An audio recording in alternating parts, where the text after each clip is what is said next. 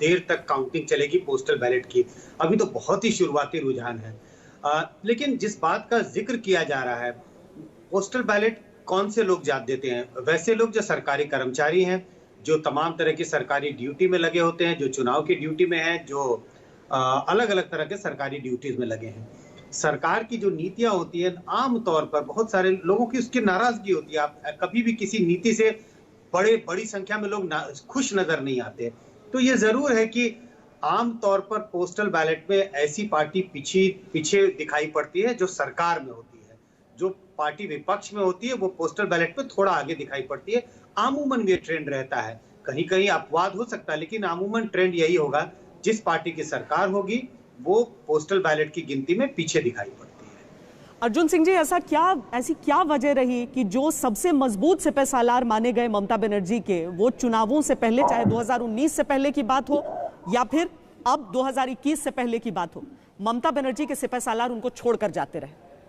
आप तो साथ रहे हैं, इसलिए आप बेहतर बता सकते हैं। तो साथी गणेश के बाद से ही आपको समझ में आ गया होगा, क्योंकि ममता बनर्जी के शासन में हालांकि इस बात का भी कोई माने नहीं रखता है बोलने का, लेकिन ममता बनर्जी दिखाने के लिए बहुत खास सिपहसालार के रूप में हम लोग की गिनती होती थी, लेकिन सही मानों में जब से भतीजा का एंट्री हुआ, बंगाल की राजनीतिक समीकरण को भतीजे ने एक्सटॉर्शन में बदल दिया और लोकल में जो समस्याएं आती थी, इसका जब हम लोग विरोध करते थे तो हमारे लोगों को, जो लोग विरोध करते थे, जो अच्छे लोग थे, उनको पुलिस से अरेस्ट करवा दिया जाता था, झूठे मामले में गिरफ्तार करवाया जाता।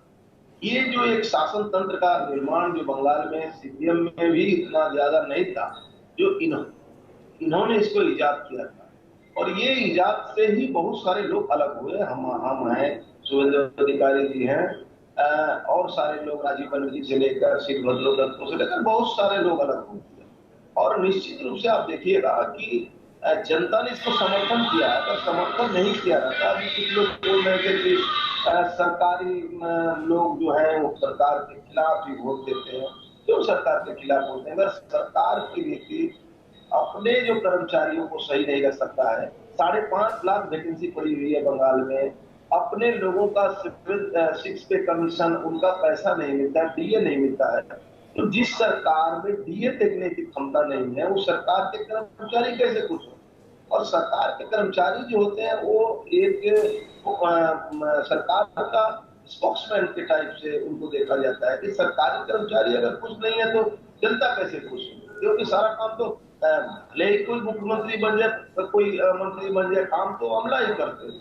हालांकि उसी पोस्टल बैलेट में से एक बहुत बड़ा धड़ा जो है वो तृणमूल कांग्रेस को भी वोट कर रहा है इस समय। देखिए 109 और 107, 109 और 107, 220 का जो रुझान हमारे सामने है, उसमें तृणमूल कांग्रेस 109 सीटों पर आगे इस समय। हालांकि उनका आंकड़ा आप माइनस में देखेंगे और भारतीय जनता पार्टी उतनी ही सीटों की गणना के हिसाब से 106 पर आगे, यानी भारतीय जनता पार्टी जो भी हासिल करेगी यहां पर उसके लिए बढ़त होगी एक ऐसी पार्टी के लिए जो पिछले विधानसभा चुनावों में केवल 3 विधायक अपना भेज पाई थी पश्चिम बंगाल विधानसभा में।